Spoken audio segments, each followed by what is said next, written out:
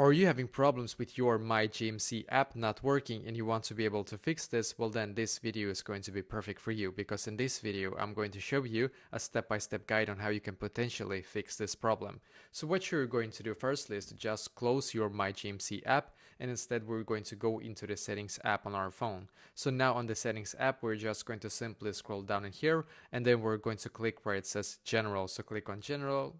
And as you can see, it should now take us to this page, which is great. So on this page, just scroll down and click on storage in here, and just simply wait for all the apps in here to load.